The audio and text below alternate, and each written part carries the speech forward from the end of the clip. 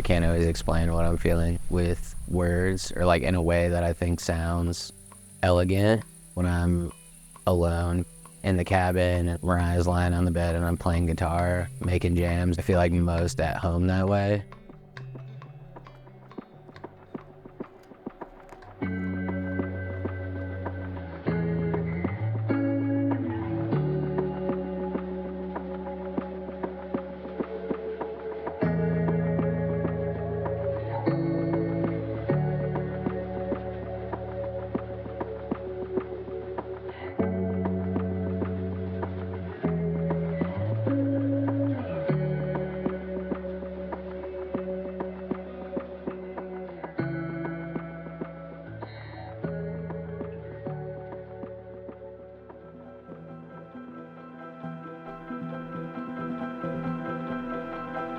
I had connected with this artist named The Shivers, and he was living up in Catskill. I came to visit him.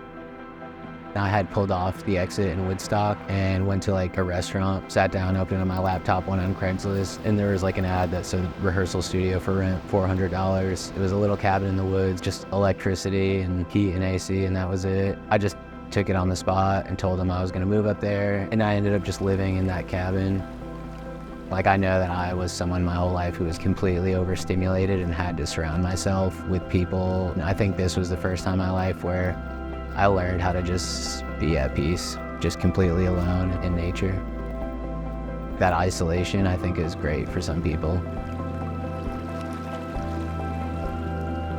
You're just getting completely polar opposite vibes between like the beauty of the mountains and waterfalls and just like these crazy scenic views, but then also there's a lot of just like desolate areas and just space.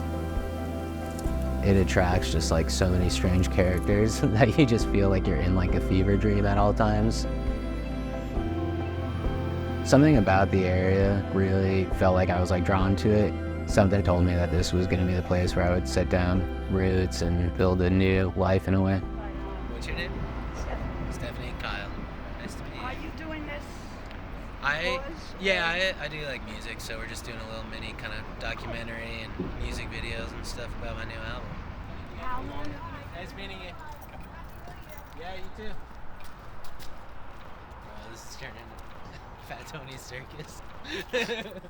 Serious. We've been getting some fun interactions, all types of cool places.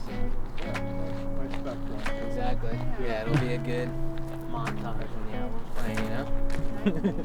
Have a good one. I think when I started the album, I just kind of like had a couple days where I guess at like the height of me feeling great, I had recorded a bunch of stems and I had sent that out to just like a handful of artists just to start working on ideas.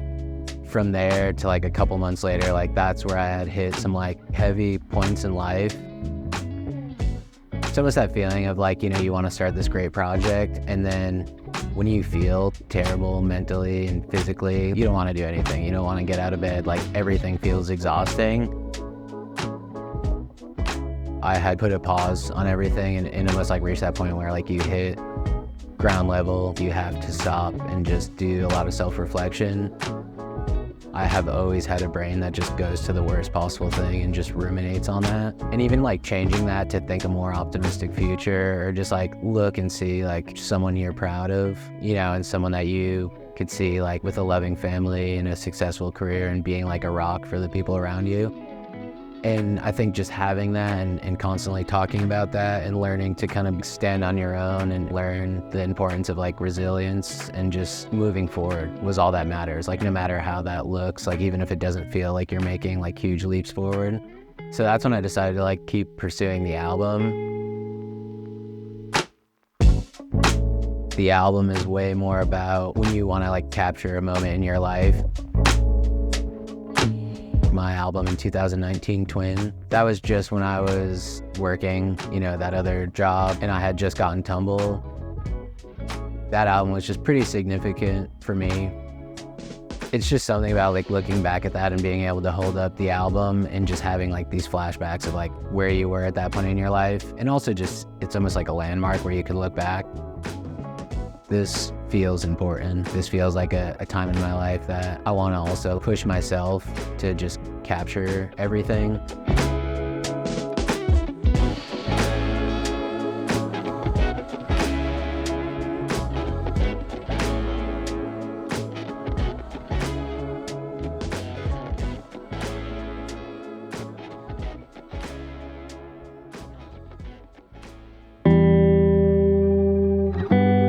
I just try to capture the most like organic sounds as possible.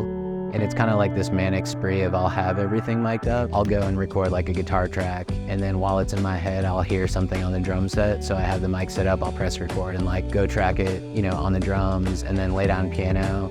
And as long as I could like capture everything in my head in a quick period, I could at least organize it and then send it to another producer that could hear like the final version of it. The vibe and the feel has always been way more important to me than the nitty-gritty like production aspect.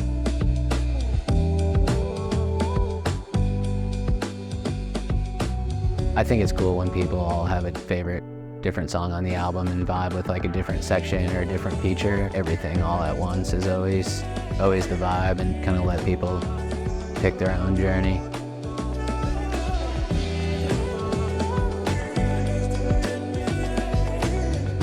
Everyone kind of creates their own story to a song or has their like emotions. I love the story, and I love like almost just feeling like you're in a movie, you know, and letting people feel that feeling.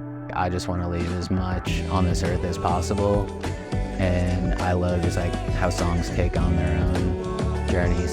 The fact that I'm around like exciting people and fun people and other creatives like helps so much. You could just be yourself and create with your friends.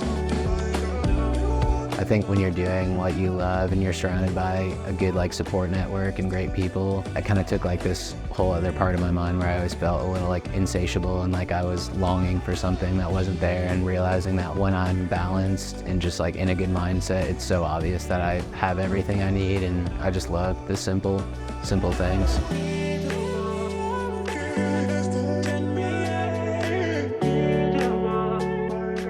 When I feel most at peace in life, or like when I'm understood, is making music for life.